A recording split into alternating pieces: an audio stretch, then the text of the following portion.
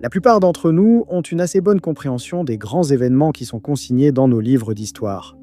Mais il existe certains événements historiques tout plus obscurs qui semblent n'avoir aucune explication logique.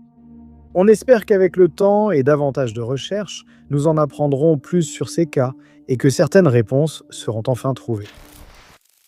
Numéro 20. Maud Crawford était indéniablement une femme extraordinaire. Elle a grandi dans les années 1920, à une époque où les femmes n'avaient pas les mêmes droits qu'aujourd'hui, et la plupart se mariaient, puis s'occupaient de leur foyer et des besoins de leur mari. Mais Maud a suivi un chemin différent. Elle a été major de sa promotion au lycée et est devenue la meilleure candidate à l'examen du barreau, alors même qu'elle n'avait jamais étudié le droit. En 1927, elle est devenue la première avocate de Camden, au Texas, puis la première femme à siéger au conseil municipal. Elle a été présidente de plusieurs organisations et a été élue femme de l'année de la ville en 1954. 3 ans plus tard, elle devint le centre d'un mystère non résolu, malgré tous les efforts de tous ceux qui la connaissaient pour comprendre ce qui lui était arrivé. On sait qu'à l'époque, elle et son mari Clyde louaient certaines des chambres de leur grande maison à 4 locataires de féminines et que le 2 mars 1957, aucune de ces locataires n'était à la maison. Maud était seule à la maison, ce qui arrivait rarement puisque ces 4 locataires étaient toutes rentrées chez elle pour le week-end. Sa cousine Martha rapportera plus tard qu'elle et Maud se sont parlé au téléphone vers 20h30 ce soir-là. Elle a ajouté qu'elle et son mari devaient rendre visite à Maud ce soir-là, mais qu'ils ont dû annuler car ils ont décidé de rester chez une amie à la place, et qu'ils n'arriveraient chez Maud que le lendemain. Bien que Maud ait été déçue que Martha ne vienne pas ce soir-là, elle n'était absolument pas en colère à cause de ce changement de programme, et selon Martha, elle était de bonne humeur à la fin de leur conversation. En rentrant après une nuit à boire et regarder un film, Clyde a constaté l'absence de Maud. Toutes ses affaires étaient encore dans la maison et il n'y avait aucun signe que quelque chose d'anormal s'était produit, mais il n'a tout simplement pas pu la retrouver. Après sa disparition, la police a estimé qu'elle n'était pas partie volontairement, car elle avait prévu une réunion de thé pour une trentaine de femmes cette semaine et aucune raison de disparaître. Pendant un temps, Clyde a été suspect car il n'était pas aussi proche qu'un couple normal. Mais comme Maud était la principale source de revenus de la maison, il a été établi qu'il n'avait aucun motif de lui faire du mal et il a été innocenté de tout soupçon. On a alors soupçonné que quelqu'un lié à une organisation criminelle était responsable, mais aucune preuve à l'appui de cette théorie n'a jamais été trouvée. Il a finalement été conclu que la disparition de Maud était bien le résultat d'un acte criminel, mais personne n'a jamais été identifié comme coupable et son affaire n'a jamais été résolue. Toute personne ayant de nouvelles informations sur son affaire doit contacter le service de police de Camden au 870 836 5000 755. Le numéro de dossier de Maud est MP 50 978. Numéro 19. Au fil des siècles, les archéologues ont découvert des artefacts étonnants qui semblent n'avoir aucune explication. Certains sont découverts dans des endroits les plus improbables où ils n'ont pas leur place, tandis que d'autres ont été fabriqués par des peuples dont nous n'avons jamais entendu parler auparavant. Certains porteraient des malédictions, d'autres évoquent des animaux ou objets non identifiés, poussant certains à croire qu'ils ont été créés par des êtres venus d'ailleurs ou par des civilisations disparues. Ensuite, il y a ces artefacts réputés hantés ou possédés par une entité maléfique. Ces récits sont généralement pris avec des pincettes, mais de nombreux visiteurs de la section égyptienne du musée de Manchester restent convaincus que l'un des artefacts exposés là-bas possède une volonté propre. L'objet en question est une statuette funéraire du Moyen Empire exposée dans une vitrine au musée. Au début, on pensait qu'il ne s'agissait que d'un des centaines d'artefacts égyptiens anciens découverts au fil des ans. Mais un jour, tout cela a changé. En février 2013, le conservateur du musée, Campbell Price, était en train de guider un groupe de visiteurs dans la section égyptienne lorsqu'il remarqua quelque chose d'étrange qui n'aurait pas dû être possible. La statuette, appelée Nab-Senu, aurait été enterrée avec le pharaon dans l'Antiquité, car on croyait qu'elle servirait de réceptacle secondaire pour l'esprit du pharaon au cas où sa momie serait détruite. Il convient de noter que la momie et la statuette ont été données au musée en 1933, et depuis lors, elles ont été conservées séparément l'une de l'autre.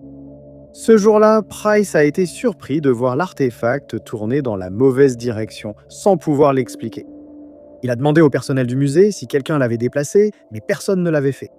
De plus, seules quelques personnes avaient les clés de cette vitrine en particulier, mais personne n'aurait déplacé la statue sans lui en parler d'abord.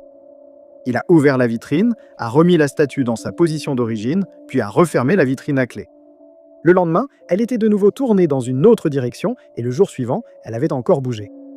Il pensait qu'il devait y avoir une explication logique, comme des vibrations imperceptibles pour lui et ses visiteurs. Aucun autre artefact de la vitrine n'avait bougé et Price restait perplexe. Soupçonnant une intrusion dans la vitrine, une caméra y a été installée pour prendre une photo chaque minute. En examinant les images, le personnel du musée a été stupéfait de voir l'artefact tourner seul alors que les autres restaient immobiles.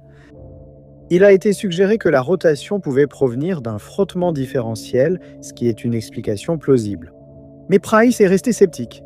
Il a rapporté que la statuette avait été placée dans la même vitrine depuis un certain temps et qu'elle n'avait jamais bougé auparavant, ce qui ne serait pas le cas si ce type de friction était en cause.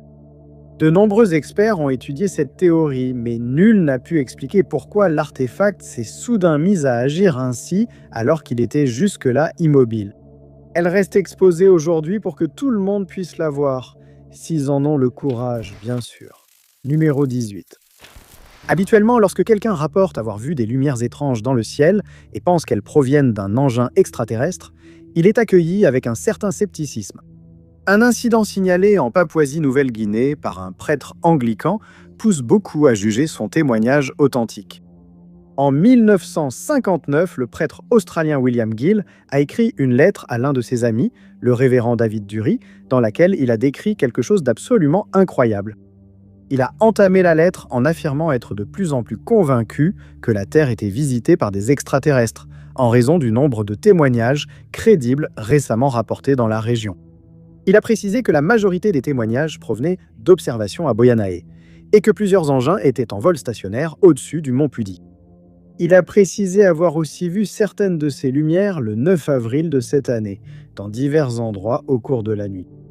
Gill doutait des témoignages, mais après avoir vu les lumières, il était convaincu qu'il se passait quelque chose d'étrange dans le ciel de Papouasie-Nouvelle-Guinée. Cependant, il a précisé qu'il lui fallait encore des preuves scientifiques avant d'attribuer les lumières à une activité extraterrestre. Il a avancé qu'elles résultaient d'une anomalie électrique ou que les explosions atomiques à Nagasaki et Hiroshima, survenues près de 15 ans plus tôt, en étaient d'une certaine façon responsables. Il a toutefois reconnu que son assistant avait aperçu un engin en forme de soucoupe en voyant les lumières étranges. Il a toutefois suggéré que son esprit lui jouait des tours, ayant sans doute déjà vu une image semblable dans un livre ou magazine. Il pensait aussi que si ces engins existaient, ils étaient sans doute radiocommandés, car il doutait qu'ils puissent contenir quelque chose de la taille d'un homme. Les sentiments de Gill à ce sujet étaient clairs, mais le lendemain, il a changé d'avis. Dans une seconde lettre à Dury, il déclara avoir observé ces soucoupes avec un groupe pendant environ 4 heures la nuit précédente, et qu'il ne doutait plus qu'elles contenaient des pilotes non humains. Il rapporta ce qui suit. À 18h45 ce soir-là, ils ont vu une lumière brillante dans le ciel, tout comme de nombreuses autres personnes qui se sont toutes rassemblées pour voir ce qui allait se passer. Une soucoupe à 4 pieds d'atterrissage s'est approchée et a plané au-dessus du groupe. À l'intérieur, ils ont vu 4 créatures étranges se déplacer. Toutes les 4 secondes, une lumière bleue les éclairait depuis l'engin, et pendant les 45 minutes suivantes, il est resté immobile. Finalement, il s'est mis à bouger et a disparu à grande vitesse dans le ciel nocturne. Alors que le groupe pensait l'incident terminé, de petits engins sont soudainement descendus, puis 20 minutes après, le premier est revenu. Ces engins sont restés dans la zone pendant 2 ans et demi, ne disparaissant qu'à l'arrivée des nuages. Tous ces engins sont revenus la nuit suivante avec les pilotes à l'intérieur. Gill apercevait 2 créatures réglant des instruments à l'arrière de la soucoupe, tandis qu'une troisième observait la foule rassemblée. Gill s'était lassé de simplement regarder, alors il décida de faire un signe de la main à la silhouette qui, à sa grande surprise, lui répondit en agitant la main. Quand un autre membre du groupe agita les bras vers l'appareil, les silhouettes firent de même. L'appareil se déplace sur une courte distance, bientôt caché de nouveau par les nuages. La nuit suivante, 8 appareils sont apparus et à un moment donné, Gill a entendu le bruit d'une explosion massive, mais la source n'a jamais été identifiée. Ces incidents n'ont jamais été expliqués, mais de nombreuses personnes présentes ces nuits-là ont corroboré les récits de Gill. L'incident de Papouasie-Nouvelle-Guinée reste un mystère probablement jamais élucidé. Numéro 17. Le peuple de la culture campaniforme aurait introduit l'âge du bronze en Grande-Bretagne et participé à la transformation de Stonehenge, mais nous ignorons presque tout de leur civilisation et mode de vie. On pense maintenant, grâce à l'analyse de l'ADN, que le peuple de la culture campaniforme est arrivé en Grande-Bretagne entre 2400 et 2600 avant Jésus-Christ, et que leur arrivée a marqué la fin de la période néolithique. De plus, on dit que leur ADN a remplacé presque entièrement celui des habitants originels de la Grande-Bretagne. Ce qui signifie que presque aucun des habitants originels de l'île n'est lié aux humains modernes qui y vivent aujourd'hui. Cela a été déterminé lors d'une étude qui a comparé l'ADN des personnes enterrées en Grande-Bretagne avant et après l'arrivée de ce peuple énigmatique. Le chercheur principal, le professeur Ian Barnes, a rapporté que l'ADN trouvé dans les restes des personnes enterrées après leur arrivée était remarquablement différent de celui des habitants originels, ce qui suggérait qu'il y avait eu un énorme renouvellement de la population. Le peuple campaniforme a reçu ce surnom grâce à son style de poterie distinctif. Il y a environ 4500 ans, ils ont commencé à produire de la poterie en forme de cloche qui n'avait jamais été vue auparavant et qui a été observée pour la première fois dans l'Espagne et le Portugal actuel. Ce style est vite devenu populaire en Europe et est apparu en Grande-Bretagne un siècle plus tard. Bien qu'aucune explication solide n'ait été trouvée, des chercheurs ont suggéré que le peuple des gobelets campaniformes était en plein processus de migration massive et qu'il apportait ce style de poterie partout où il allait. En quelques siècles, davantage de membres du peuple des gobelets campaniformes sont arrivés en Grande-Bretagne, remplaçant presque complètement l'ADN des habitants d'origine. Nous avons même une idée de leur apparence. Grâce à l'ADN qui a été analysé, les chercheurs pensent qu'ils avaient la peau claire, les cheveux clairs et les yeux de couleur claire. À leur arrivée, les autochtones de Grande-Bretagne avaient les yeux marrons, les cheveux bruns et la peau olive, ce qui n'est plus le cas aujourd'hui. Cela appuie l'idée que les habitants d'origine ont été remplacés progressivement, car le peuple de la culture campaniforme aurait eu des enfants avec les autochtones, finalement oubliés. Quant aux origines du peuple de la culture campaniforme, on pensait au départ qu'il venait du Libéria, mais les experts n'en sont pas totalement certains. Il a aussi été proposé qu'ils se soient mêlés à des chasseurs-cueilleurs en Europe avant d'aller en Grande-Bretagne, modifiant ainsi leur ADN avant leur arrivée. Ce n'est pas normal qu'un groupe domine complètement l'ADN d'un autre et finisse par le supplanter. Mais certains chercheurs pensent qu'il y a une explication à cela. Ils estiment qu'une épidémie aurait pu éclater, entraînant une tragédie. Le peuple campaniforme pouvait être immunisé contre la maladie, contrairement aux Britanniques d'origine. Ainsi, le peuple campaniforme aurait prospéré pendant que les Britanniques succombaient à la peste, ce qui a réduit progressivement la part de leur ADN au fil des ans. Il a même été suggéré qu'ils ont commencé à utiliser Stonehenge et d'autres sites néolithiques construits en Grande-Bretagne, et qu'ils auraient participé à la refonte du monument, bien que cela reste non prouvé. Ils ont appris aux autochtones de Grande-Bretagne le travail du métal, le tir à l'arc et leur poterie unique. Si jamais l'une de ces affirmations s'avérait définitivement vraie, cela pourrait changer les livres d'histoire tels que nous les connaissons. Mais pour l'instant, nous avons encore beaucoup à apprendre sur ces anciens peuples de la culture campaniforme. Numéro 16. En 2008, Christine Walters, âgée de 23 ans, étudiait la botanique et l'ethnobotanique à l'université du Wisconsin. Elle restait en forme grâce au yoga et au pilates et avait commencé à donner des cours pour gagner un peu plus d'argent. Pendant les vacances de printemps, alors qu'elle était loin de l'université, elle a décidé de prolonger son congé afin de pouvoir faire un voyage à Portland, dans l'Oregon. On sait qu'elle a quitté Deerfield, Wisconsin, pour arriver à Eureka, Californie, où elle a passé du temps avec des amis. D'après ses amis, pendant qu'elle était là-bas, elle a commencé à s'intéresser à la spiritualité, au mode de vie alternatif et à la protection de l'environnement. Elle avait promis à sa famille qu'elle resterait en contact pendant qu'elle était là-bas. Et pendant un certain temps, elle a tenu parole. Avec le temps, il recevait de moins en moins de ses nouvelles. Quand elle appelait, c'était souvent pour demander de l'argent, car elle ne travaillait pas et manquait toujours de fonds.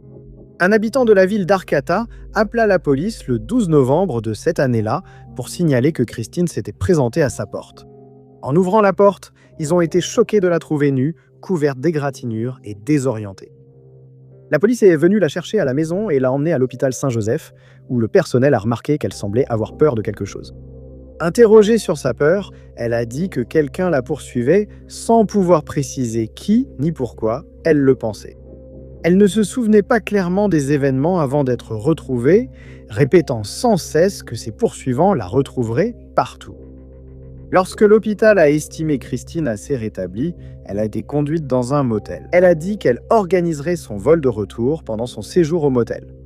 Après avoir contacté sa famille, ils ont déposé 1000 $ sur son compte pour acheter un billet d'avion et couvrir d'autres frais. On sait qu'elle est allée dans un centre de photocopie à Eureka, car sa mère y avait envoyé des documents pour le vol. Elle a été vue sur les images de vidéosurveillance et semblait nerveuse, serrant fermement les papiers contre sa poitrine avant de quitter le magasin. L'argent qui avait été déposé sur son compte n'a jamais été utilisé, et lorsque sa famille n'a pas eu de ses nouvelles au 17 novembre, elle a contacté la police pour signaler sa disparition. Au cours des recherches qui ont suivi, son sac à dos a été retrouvé au Green Evolution Center à Arcata. Les enquêteurs ont trouvé à l'intérieur la pièce d'identité et l'argent qu'elle disait avoir perdu. On pense qu'elle a laissé le sac à dos avant d'être emmenée à l'hôpital, comme elle le faisait avant chaque randonnée dans la forêt communautaire d'Arcata. L'enquête qui a suivi a révélé que Christine avait participé à une cérémonie illégale avant de devenir désorientée. On pense qu'elle a ingéré une substance illégale et une substance réglementée, puis a eu des hallucinations. Ces substances provoquent souvent confusion, paranoïa et manie, surtout chez les personnes avec des troubles mentaux.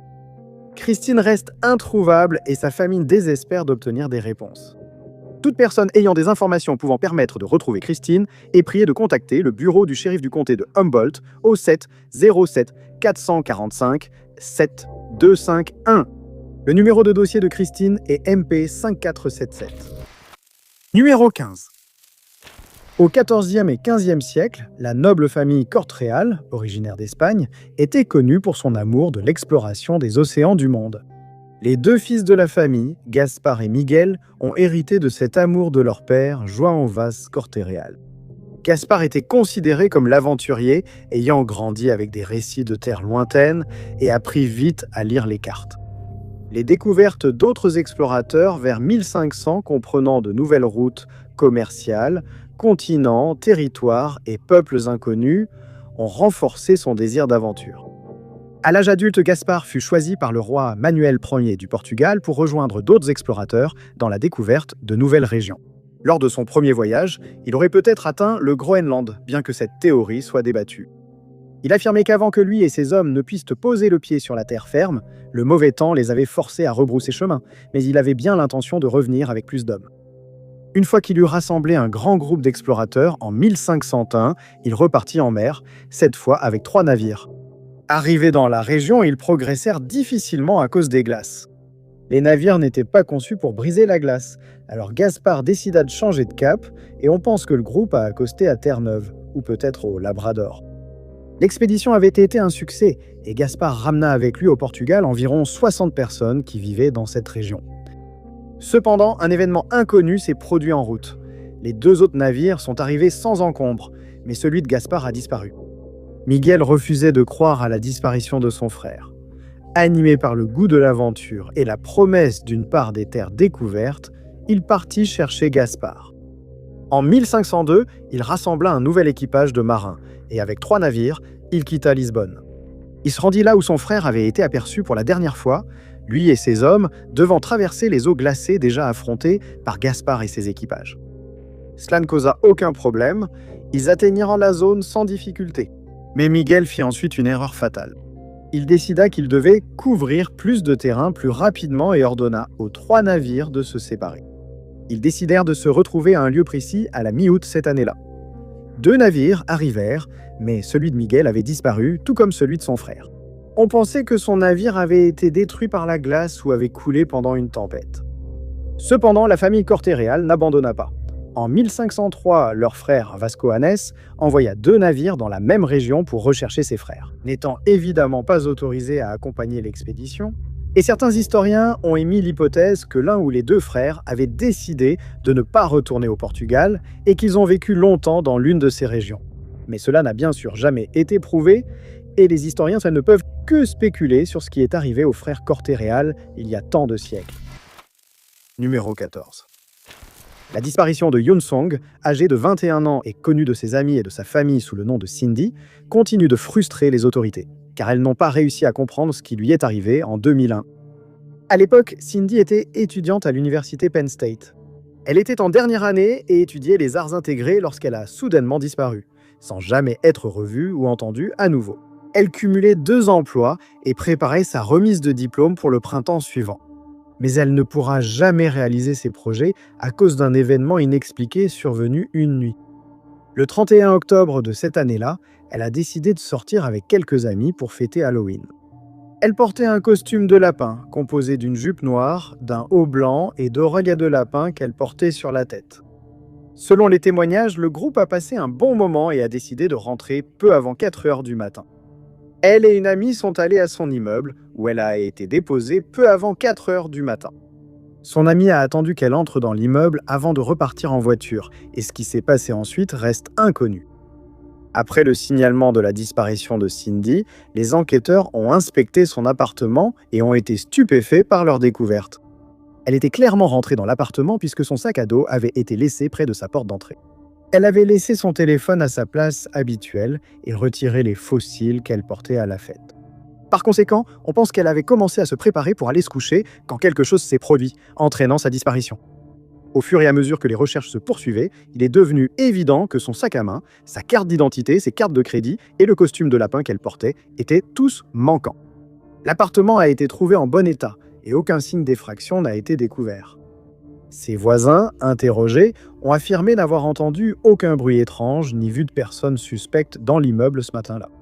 Personne n'a jamais suggéré qu'elle ait décidé de disparaître de son plein gré, car c'était une personne très fiable et elle n'aurait jamais quitté l'université sans en informer sa famille.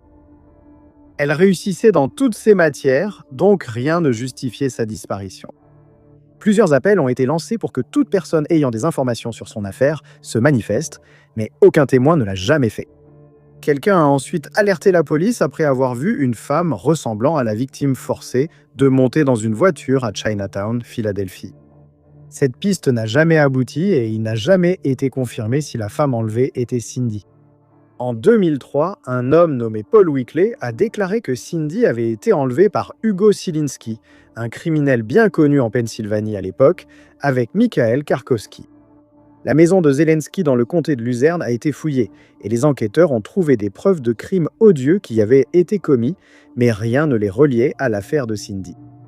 On ignore toujours si un acte criminel est à l'origine de sa disparition et le sort de Cindy reste un mystère.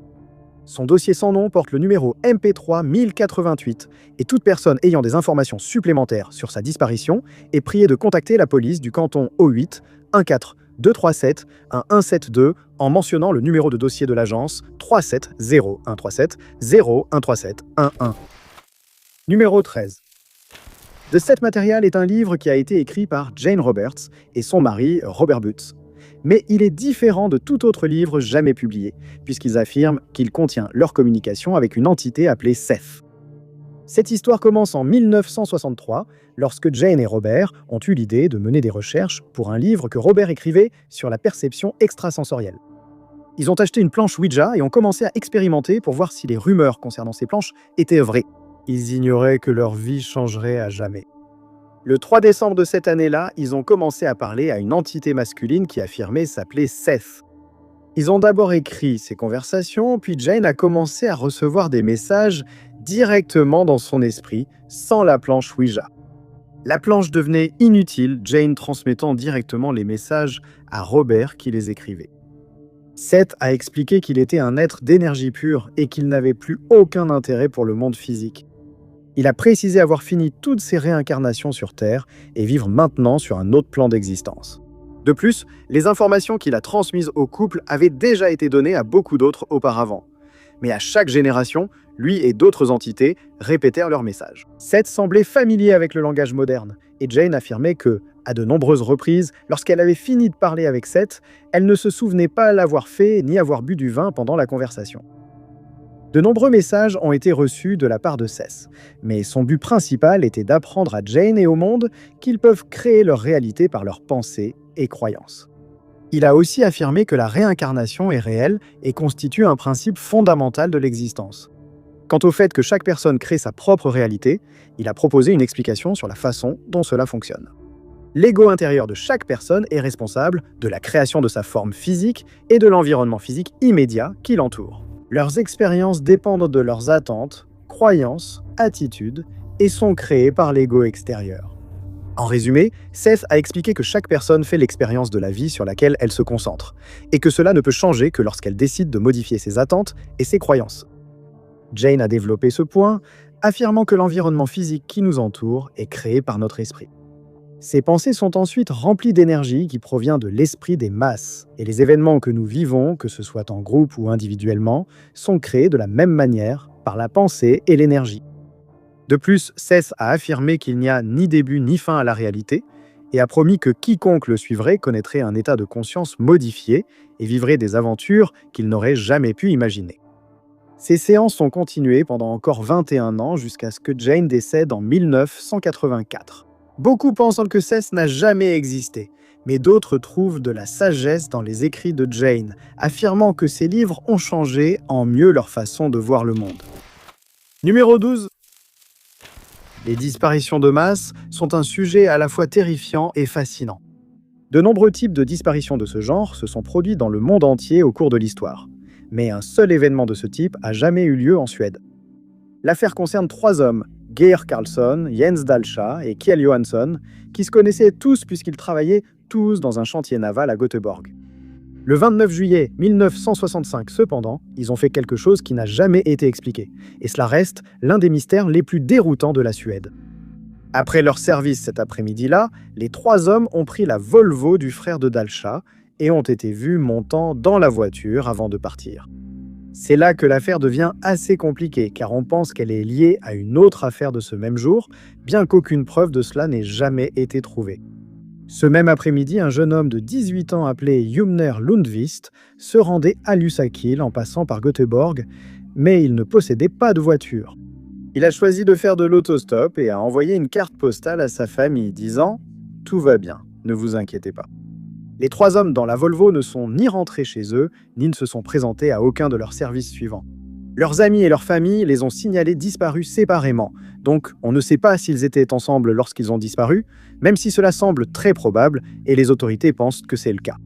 Quant à Lundqvist, il n'a jamais été revu, et comme sa disparition n'a été signalée que plus tard, on ne sait pas si les 2 affaires sont liées.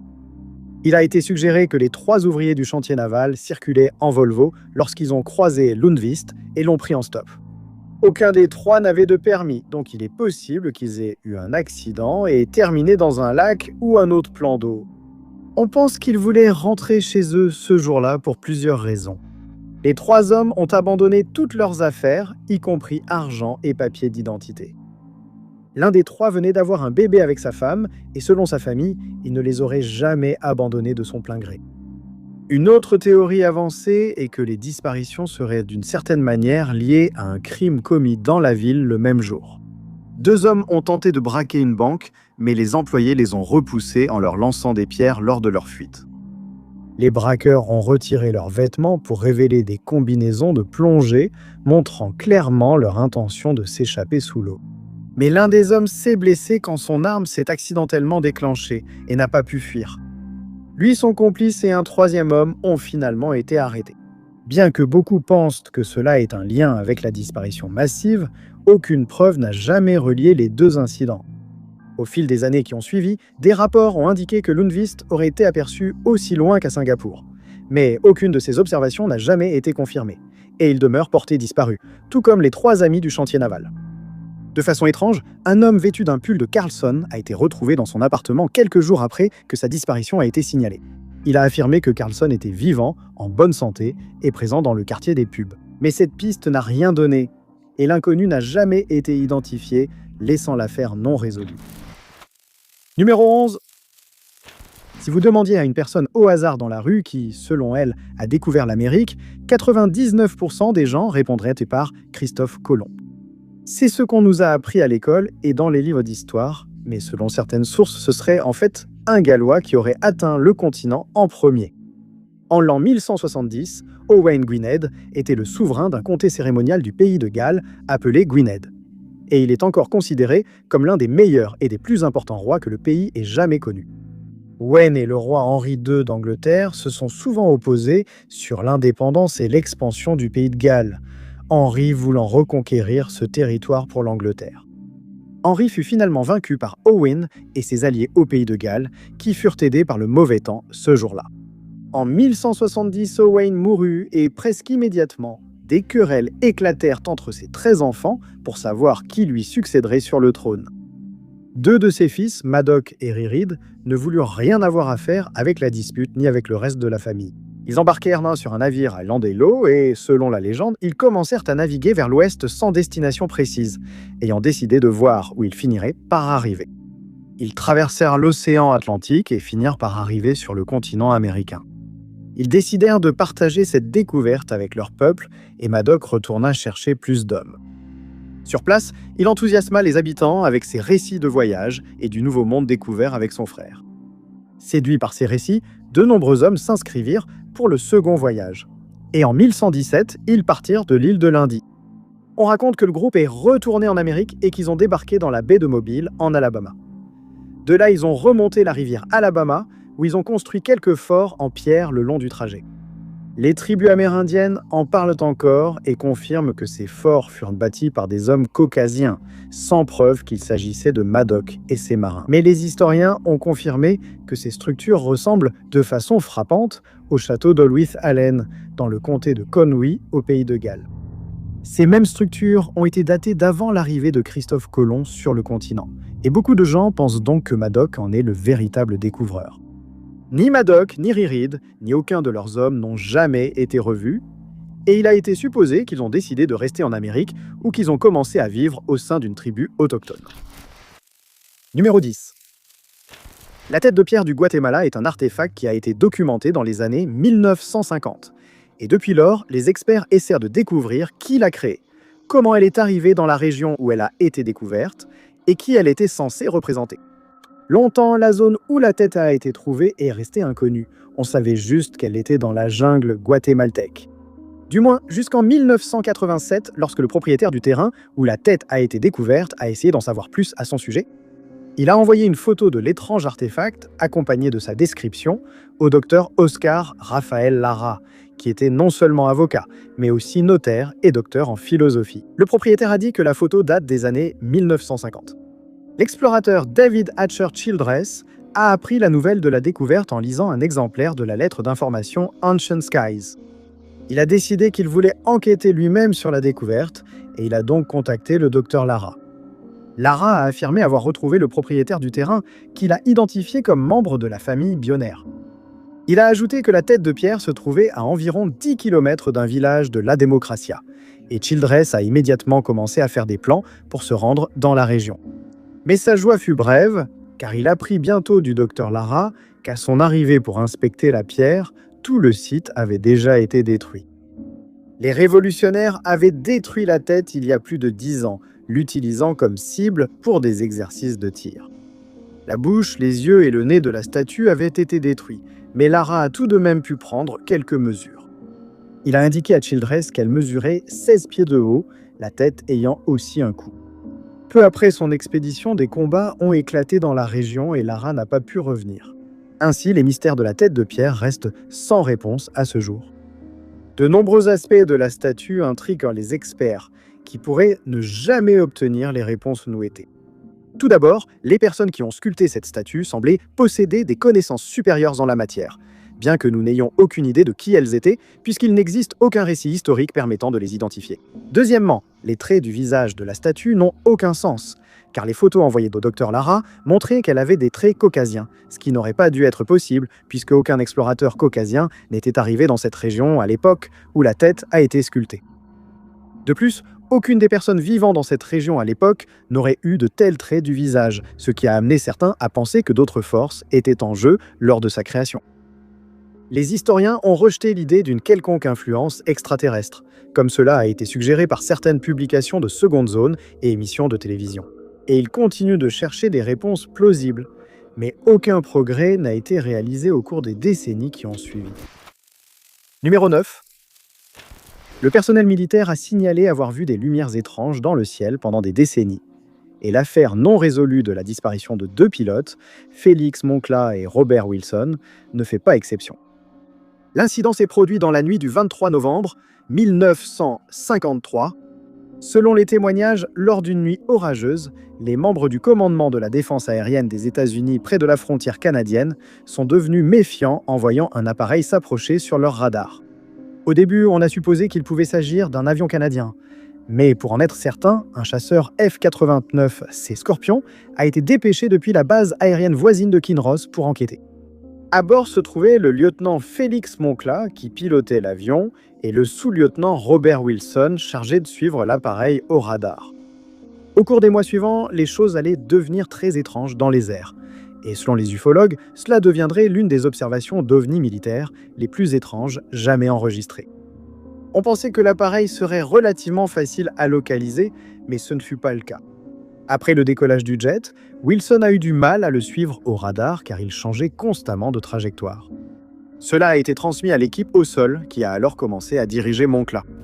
Il a accéléré à 500 miles à l'heure et a finalement commencé à rattraper l'appareil non identifié, mais à ce moment-là, une demi-heure s'était déjà écoulée. L'équipe au sol, stupéfaite par la maniabilité de l'autre appareil, observait anxieusement le chasseur s'approcher de sa cible. Ils ont ordonné à Moncla de descendre de 25 000 à 7 000 pieds. Et à environ 70 miles de la côte de Keweenaw Point, ils ont finalement rattrapé l'objet inconnu. Les membres de l'armée qui surveillaient le radar ont déclaré que les deux échos sur leur écran ont commencé à se rapprocher, mais ensuite, l'impensable s'est produit. Le signal de Moncla et Wilson a soudainement disparu du radar, provoquant une vive inquiétude chez les participants. Quelques secondes après, le second appareil a brusquement changé de direction avant que son écho ne disparaisse aussi sans explication. D'autres appareils ont été immédiatement envoyés dans la zone pour voir ce qui s'était passé, mais aucune trace des deux hommes n'a été trouvée. Des recherches ont été menées par l'US Air Force, la garde côtière et l'aviation royale canadienne, mais en vain. Dans son rapport aux médias, l'armée a expliqué que les deux signaux sur leur radar semblaient se rejoindre à un moment donné, après quoi leur avion de chasse a soudainement disparu comme s'il s'était volatilisé. Mais ils allaient modifier cette déclaration peu de temps après et ont affirmé qu'un opérateur radar avait mal interprété ce qu'il avait vu et que Moncla et Wilson avaient bien intercepté l'objet, qui était un avion C-047 de l'aviation royale canadienne. Ils ont aussi déclaré que l'avion avait dévié d'environ 30 miles de sa trajectoire prévue, jusque dans un espace aérien restreint. Interrogés sur Wilson et Moncla, ils ont supposé que le pilote avait subi une crise de vertige, causant le crash de l'avion dans le lac supérieur, alors que les deux hommes revenaient à la base après avoir mené leur mission à bien. L'armée canadienne a déclaré qu'il s'agissait d'une invention, puisqu'aucun vol n'avait été effectué cette nuit-là.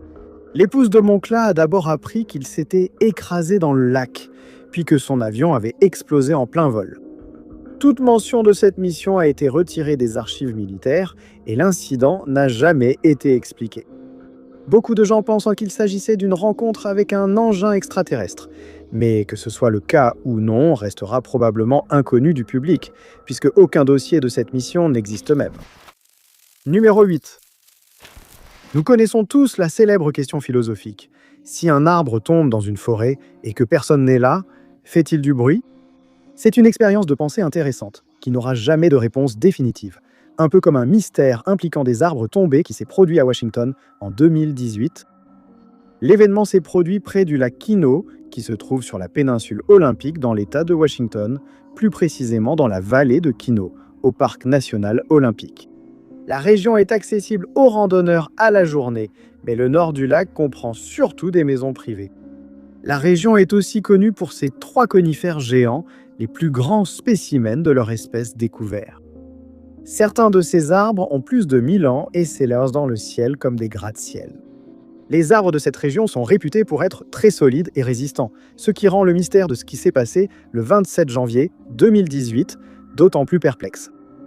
Au cours de cette matinée, une force d'une certaine nature a réussi à déraciner jusqu'à 110 de ces arbres et aucune explication n'a été trouvée. On supposait qu'un vent violent avait balayé la région et que les arbres n'avaient pas pu y résister. Les stations météorologiques voisines ont confirmé qu'aucun vent de ce type n'avait été enregistré dans la région à ce moment-là. Les systèmes radars n'ont également montré aucun signe de vent de ce type. Et l'événement le plus significatif enregistré était la rencontre de systèmes de haute et basse pression. Certains experts ont émis l'hypothèse que les arbres avaient été renversés par un phénomène appelé micro-rafale. Lorsqu'une micro-rafale se produit, un vent descendant est créé qui s'abat ensuite sur le sol en dessous. Et il est peu probable qu'il ait eu assez de force pour faire tomber les arbres, compte tenu de leur âge et de la profondeur de leurs racines.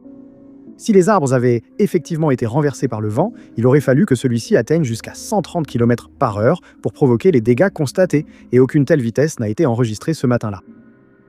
Les experts ont été surpris que la chute des arbres ait eu un tel impact sur le sol qu'elle a été enregistrée comme un léger séisme sur l'échelle de Richter. Quand on a retrouvé les arbres tombés, leurs troncs étaient fendus en éclats, et à cause de leur taille et de leur poids, ils ont causé des dégâts. Les lignes électriques ont été abattues, et la route de la côte nord est restée inaccessible, bloquée par de nombreux arbres. Certains ont comparé ce mystère à l'événement de la Tunguska, résolu plus tard après avoir découvert qu'il venait de l'explosion d'une énorme météorite dans l'atmosphère. Lors de cet événement, il a vite été établi qu'une explosion en était la cause, contrairement aux arbres abattus dans le parc national olympique, sans explication raisonnable à ce jour. On sait que les arbres sont tombés exactement à 1h26 du matin ce jour-là, puisque c'est à ce moment-là que l'activité sismique a été enregistrée. Mais cela n'a pas rapproché les experts de la résolution du mystère. Cependant, ils ont juré de continuer à enquêter dans l'espoir que la cause soit déterminée un jour. Numéro 7. C'est toujours déconcertant lorsque des preuves montrent que quelqu'un qu'on pensait décédé est en fait vivant quelque part, à l'insu de ses amis et de sa famille.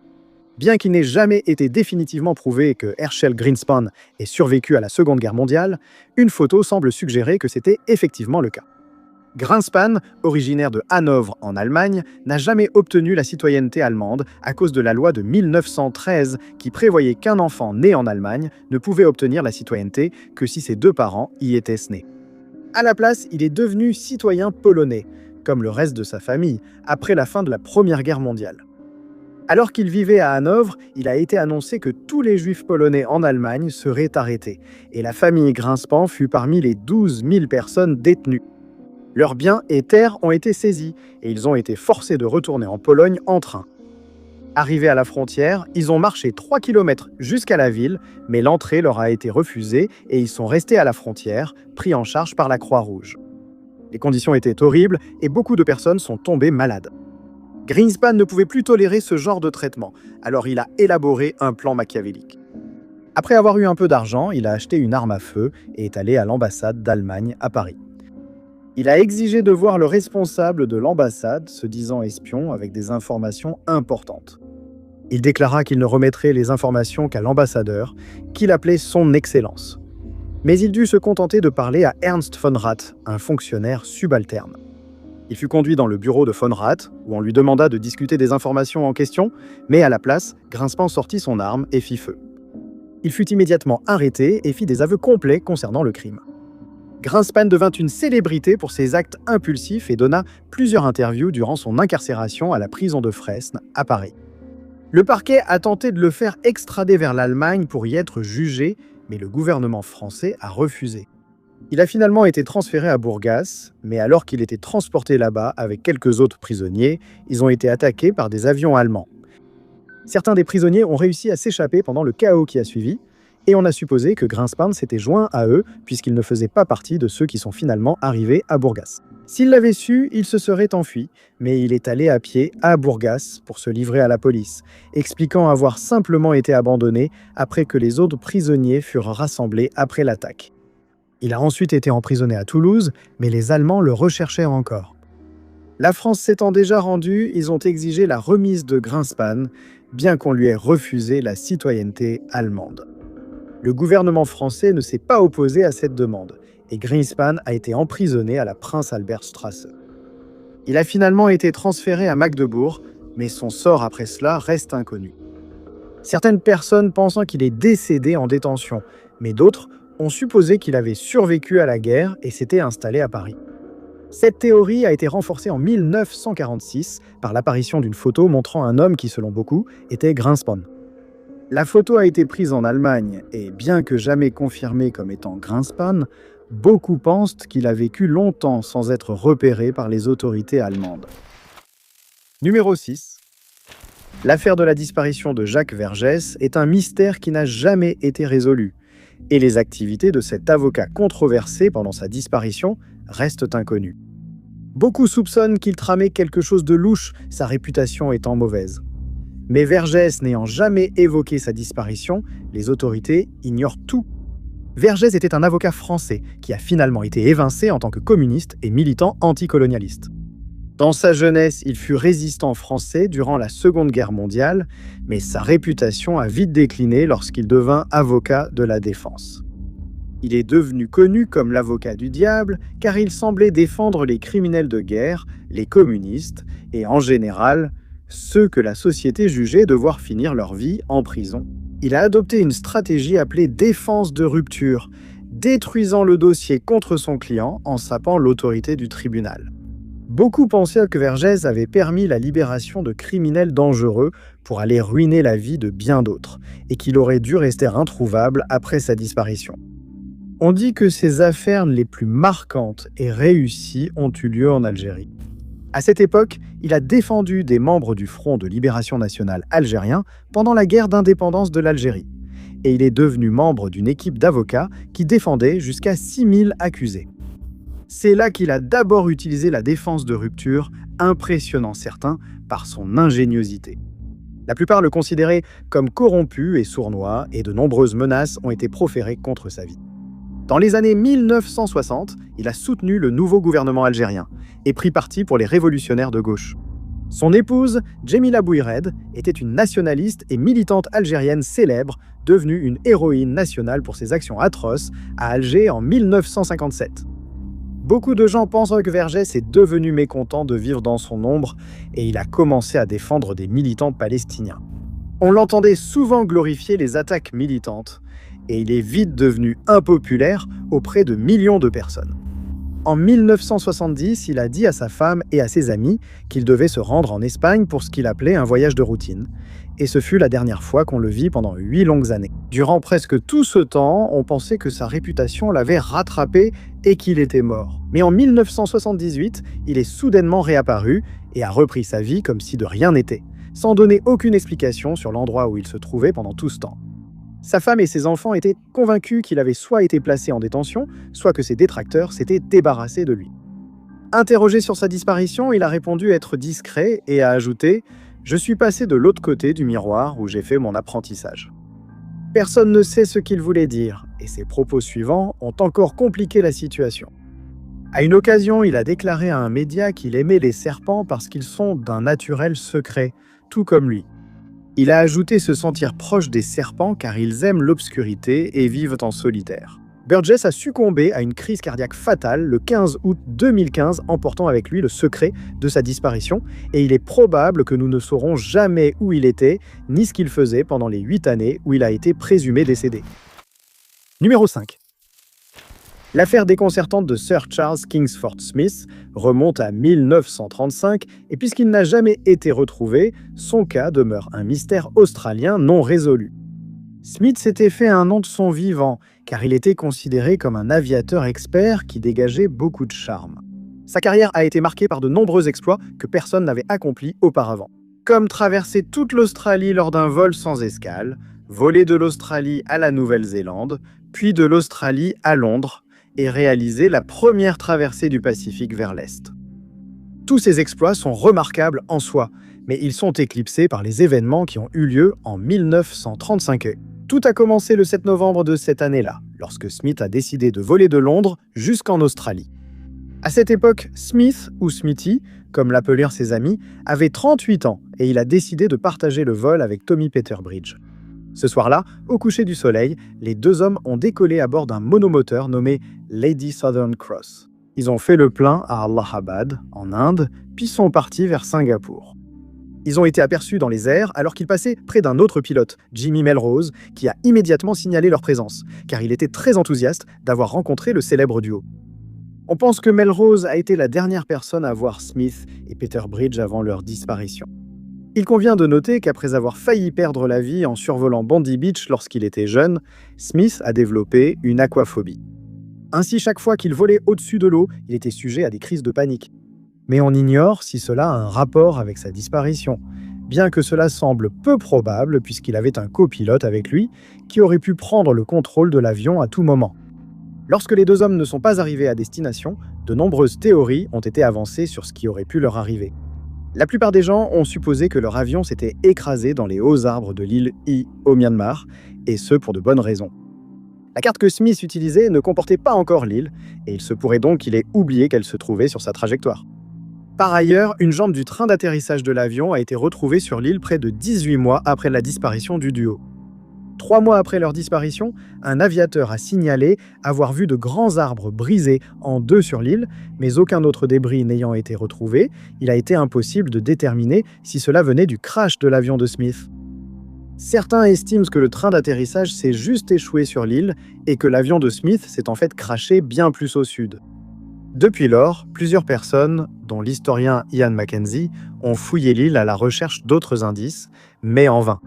Aucune découverte supplémentaire n'ayant été faite, les disparitions de Smith et Peter Bridge restent inexpliquées et les événements de cette nuit pourraient ne jamais être dévoilés. Numéro 4. Trouver un fossile datant de millions d'années doit être un sentiment incroyable pour n'importe quel archéologue. Mais imaginez découvrir un fossile tellement déroutant qu'aucun expert n'est capable d'identifier l'animal auquel il appartenait. C'est ce qui est arrivé à un archéologue amateur nommé Ron Finn en 2011, et sa découverte continue de dérouter même les plus grands esprits du domaine. Ron fait partie d'un groupe appelé les Dry Dredgers, une association basée à l'université de Cincinnati. Il est composé uniquement d'archéologues amateurs, et sa découverte a été la plus remarquable que le groupe ait faite jusqu'à présent. Ils ont aussi aidé des paléontologues professionnels dans leur découverte pendant près de 7 décennies et ont grandement contribué à l'archéologie. Mais on ignore encore à quel point la découverte du fossile de Godzilla sera importante, car les experts ne savent toujours pas ce que c'est. La zone de Cincinnati où il a été trouvé était recouverte d'eau provenant d'une mer peu profonde, il y a 450 millions d'années. On pense que cette créature vivait dans cette mer à l'époque, mais elle reste énigmatique puisqu'il s'agit du seul exemple jamais découvert. Cela semble presque trop improbable pour être cru, étant donné la taille de la créature, ce qui a conduit à ce qu'on la nomme Godzilla, d'après le monstre du film Godzilla. L'organisme mesurait environ 2 mètres de long et possédait plusieurs structures elliptiques en forme de lobe sur son corps. Lorsque Ron est tombé sur le fossile, il a immédiatement su que c'était quelque chose que personne n'avait jamais vu auparavant. Il l'a comparé visuellement à un cactus saguaro, ce qui est logique puisque ce cactus possède des branches aplaties qui ressemblent aux lobes trouvés sur le fossile. Il a également tout de suite compris que ce n'était pas comme la plupart des fossiles découverts dans la région, et il est devenu très enthousiaste à l'idée d'avoir trouvé quelque chose qui n'avait jamais été vu auparavant.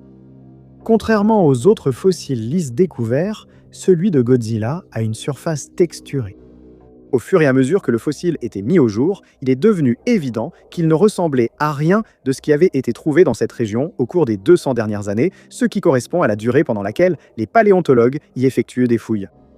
Il a été confirmé que celui de Godzilla est bien d'origine biologique, mais même les experts les plus chevronnés n'ont pas pu déterminer s'il s'agit d'une plante, d'un animal ou d'un type d'algue qui prospérait dans la région il y a des millions d'années. Une fois qu'il a été extrait du sol, Ron a commencé à assembler minutieusement les centaines de fragments jusqu'à ce qu'ils forment un ensemble cohérent. On espère que cela en révélera davantage sur l'organisme, mais même ainsi, lui et ses collègues n'étaient pas plus avancés sur son identification. Ron pense qu'il était debout, avec des membres qu'il nomme branches s'étendant dans plusieurs directions. Il a suggéré qu'il pourrait s'agir d'un type primitif de varech ou d'algues qui poussaient dans la mer à l'époque, et que ce spécimen en particulier avait d'une manière ou d'une autre atteint une taille bien plus grande que les autres. D'autres chercheurs ont remarqué qu'il possédait quelque chose de semblable à des écailles à sa surface, mais ils sont certains qu'il ne s'agissait pas d'un poisson, puisqu'il ne semble contenir aucun os. Certains chercheurs pensent qu'il pourrait s'agir d'une éponge, mais sans savoir si c'était une plante ou un animal, des recherches supplémentaires sont nécessaires pour obtenir des réponses. Numéro 3. Au début, la liste des rois sumériens était considérée comme ne contenant que des créatures et des personnages issus de la mythologie de cette civilisation.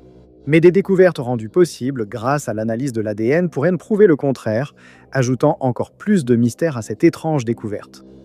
Le premier nom sur la liste remonte à 226 000 ans, ce qui peut sembler étrange, puisque les historiens ne croient pas que des civilisations existaient à cette époque. On pense que la civilisation sumérienne n'a commencé qu'en 5400 avant Jésus-Christ, et qu'elle s'est terminée 600 ans plus tard. Ainsi, le fait que la liste des rois commence des centaines de milliers d'années auparavant a laissé les historiens perplexes. Ce qui suit est une liste de noms de rois qui ont régné sur Sumer jusqu'en 1817 avant Jésus-Christ. Les noms sont écrits en sumérien, comme on peut s'y attendre, et ils sont gravés sur des tablettes d'argile qui ont été retrouvées dans l'ancienne Mésopotamie, qui correspond aujourd'hui au sud de l'Irak. La liste a été retrouvée lors de plusieurs fouilles dans cette région au cours du XXe siècle, et le premier fragment a été découvert par le chercheur germano-américain Hermann Hilprecht. Il a fait cette découverte vers la fin du XIXe siècle, et après de nombreuses recherches, il a publié ses conclusions en 1906. En 1911, Jean-Vincent Scheele a découvert d'autres fragments, et au fil des années, 18 fragments ont été récupérés sous la terre. Il raconte également un grand déluge, très similaire à celui décrit dans la Bible, qui aurait eu lieu dans cette région il y a des milliers d'années. Mais on ignore toujours s'il s'agit d'un récit fictif ou historique.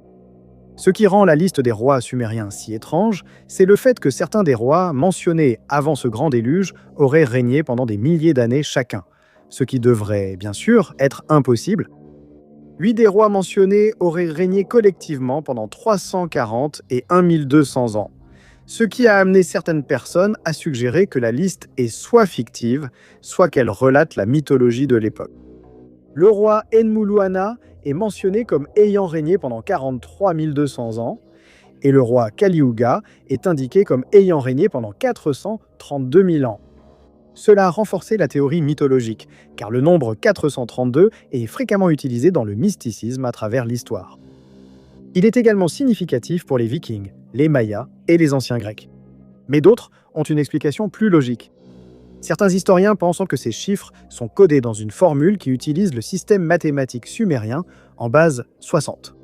Appliqué à la liste, la durée des règnes des rois antédiluviens paraît bien plus raisonnable. Mais appliqué aux rois après le déluge, le système échoue. Selon la liste, une fois que les eaux du déluge se sont retirées, la royauté sumérienne est descendue des cieux et une toute nouvelle ville du nom de Kish est apparue. Certains des rois mentionnés après cette période sont Nangish-Nungish-Lishma, qui a régné pendant 670 ans, et Zukakip, qui a été roi pendant 900 ans. Des historiens ont comparé ces longs règnes à ceux des rois bibliques, également réputés avoir vécu des centaines d'années. Certains ont même suggéré que la liste est d'une certaine manière liée à ces rois, mais cela n'a pas été prouvé. Au total, les rois après le déluge ont régné pendant 24 510 ans, 3 mois et 3,5 jours. La royauté se déplace ensuite à Uruk et dans plusieurs autres régions de l'actuel Irak. Au fur et à mesure que les dates de la liste avancent, le règne de chaque roi devient plus court, à l'exception de quelques-uns qui sont encore mentionnés comme ayant régné pendant des siècles. On a longtemps pensé que les Sumériens étaient à l'origine de la première civilisation humaine. Mais grâce à des tests ADN effectués sur un échantillon soumis par un homme nommé Albert Perry, on lui a dit que son ADN remontait à un ancêtre ayant vécu il y a environ 338 000 ans, ce qui était considéré comme impossible et l'est encore par beaucoup de gens. Ainsi, beaucoup de gens restent convaincus que les rois de cette liste ont réellement pu vivre pendant des milliers d'années. Mais pour l'instant, cela est pris avec des pincettes en attendant que d'autres informations soient découvertes. Numéro 2. La forêt amazonienne est l'un des endroits les plus mystérieux de notre planète. Des scientifiques, des archéologues et des explorateurs ont visité la forêt pendant des décennies. Et bien que de nombreuses découvertes remarquables aient déjà été faites, jusqu'à 80% de l'Amazonie reste inexplorée. Par conséquent, il ne devrait pas être surprenant que certaines découvertes inexpliquées aient été faites dans la forêt au fil des ans, dont l'une concerne 450 géoglyphes étranges qui ont été découverts au cours du dernier quart de siècle. Les géoglyphes sont des dessins de grande taille, représentant des motifs ou des figures, comme des animaux ou des humains, qui sont créés sur le sol à l'aide de pierres, de gravier ou en creusant directement dans la terre. Ces motifs ont été découverts dans des régions du monde entier, dont beaucoup n'ont jamais été expliqués. Les géoglyphes qui ont été découverts n'auraient probablement jamais été trouvés. Mais l'abattage des arbres et d'autres végétaux dans la région a révélé une grande partie du sol, dont certains contiennent ces images étranges. On pense désormais que les habitants de la forêt, il y a des millénaires, géraient bien leur territoire avant de se disperser et de laisser la nature reprendre le dessus. En fait, il a été suggéré qu'ils étaient plus habiles à gérer le territoire que nous ne le sommes à l'époque moderne. Les géoglyphes ont été découverts sur une superficie de 13 000 km². Il est donc très probable qu'ils aient été réalisés par différentes tribus pour des raisons différentes. La plupart ont été creusés dans la terre et mesurent environ 11 mètres de large et 4 mètres de profondeur. La plupart ont été créés sous forme de cercles, d'ovales ou de carrés, d'autres restant plus rudimentaires. Elles ont été découvertes pour la première fois lorsque des éleveurs de bétail de la région ont commencé à défricher des terres pour que leurs animaux puissent paître. Et ils sont restés perplexes quant à la signification de ces formes, tout comme les scientifiques le sont aujourd'hui. Alors que quelques-unes ont été découvertes par des personnes sur le terrain, beaucoup d'autres ont été repérées grâce à des images satellites. Cette vue aérienne a offert aux chercheurs une bien meilleure perspective des formes, mais personne n'a encore réussi à comprendre à quoi servaient les géoglyphes à l'époque où ils ont été créés. De plus, il reste un mystère de savoir comment les anciens ont pu réaliser des formes aussi grandes avec une telle précision. Il a été suggéré que les formes n'ont pas été créées près des villages, car presque aucun artefact humain n'a été retrouvé à proximité. Il a été suggéré qu'elles indiquent les zones où se tenaient autrefois des rassemblements publics, ou qu'il s'agissait de lieux d'activité religieuse comme des rituels, mais cela reste de la spéculation, car rien n'a été trouvé sur ces sites pour confirmer cette théorie. Un autre facteur qui laisse les experts perplexes est le fait que ces peuples anciens savaient d'une manière ou d'une autre comment enlever les arbres et la végétation pour créer les géoglyphes sans nuire à l'environnement environnant. Ils utilisaient des techniques en préservant la santé de la forêt, contrairement à la déforestation actuelle en Amazonie. Si l'on considère que 450 de ces géoglyphes ont été découverts et que la forêt n'a en aucun cas été endommagée, et il devient évident que ces tribus anciennes avaient compris comment créer ces formes sans causer de dommages durables à leur environnement. Numéro 1. Un site archéologique à Malte laisse les chercheurs perplexes, car ils n'ont pas réussi à déterminer qui a créé ce site ni à quoi il servait aux habitants de la région il y a des milliers d'années. Le site en question s'appelle l'hypogée de Hal-Saflieni, et il est situé près du grand port de la Valette, à Malte. L'histoire de sa découverte est remarquable, car personne ne savait qu'il existait jusqu'à ce qu'il soit découvert tout à fait par hasard. En 1902, un tailleur de pierre avait pour tâche de construire des maisons dans la région, et il était en train de poser les fondations de ces bâtiments. Alors qu'il creusait dans le sol, il a accidentellement brisé le toit de l'hypogée de Hal-Safliet, mais il n'avait aucune idée qu'il venait de faire une découverte historique importante. Lors de l'examen du site, on a constaté que la majeure partie de l'étage supérieur avait été détruite par les travaux déjà entamés. Mais tout n'était pas perdu, car il est vite apparu que les niveaux inférieurs étaient intacts. Les fouilles ont immédiatement commencé, et en 1903, le site est devenu la propriété d'un particulier. Pendant 8 ans, les archéologues ont mis au jour autant de parties du complexe que possible et ont découvert qu'il comportait 3 niveaux distincts. Les historiens étaient perplexes face à cette structure, qui ressemblait à un labyrinthe menant à plusieurs pièces. Ils ont aussi découvert des couloirs et de petites alcôves dans le complexe, sans être certains de leur utilité. L'ensemble du labyrinthe avait été méticuleusement taillé dans le calcaire, et certains des travaux réalisés étaient d'une qualité supérieure. Une partie de la maçonnerie était très précise, et nous ignorons comment cela a été fait avec des outils primitifs il y a des millénaires. Au fur et à mesure que les fouilles se poursuivaient, plusieurs fosses circulaires ont été découvertes dans différentes zones ouvertes, et il a été supposé que ces espaces étaient utilisés lors de cérémonies de culte. Mais en raison de la construction étrange de l'hypogée de Hal-Safliet, certaines personnes ont d'autres théories quant à sa véritable fonction. Certains historiens estiment que cette méthode de construction a été choisie pour optimiser les propriétés acoustiques du complexe, car les chambres semblent réglées sur des spectres de fréquences spécifiques. Si tel est le cas, l'hypogée de Hal-Safliet pourrait être l'une des plus anciennes structures jamais créées dans le but d'améliorer le son des instruments de musique. La structure est si mystérieuse et certaines reliques trouvées là sont aussi très étranges. Parmi celles-ci se trouve une statuette à laquelle on a donné le nom de la Dame endormie. On pense qu'elle représente la mère nature, ou selon l'avis de certains chercheurs, il s'agirait d'une représentation de la fin de la vie. Ce site, qui remonte à une période comprise entre 4000 et 2500 avant JC, mérite beaucoup plus d'études et les fouilles continueront probablement encore longtemps. Espérons que les recherches dévoileront plus sur ce peuple mystérieux et leur mode de vie à l'époque. Merci à tous de votre attention. Si vous avez aimé cette vidéo, n'oubliez pas d'appuyer sur le bouton j'aime. N'oubliez pas non plus de vous abonner et de cliquer sur la cloche de notification pour rester informé de toutes nos prochaines vidéos. Mais moi, c'est Top 5 Unknowns et on se retrouve dans la prochaine vidéo.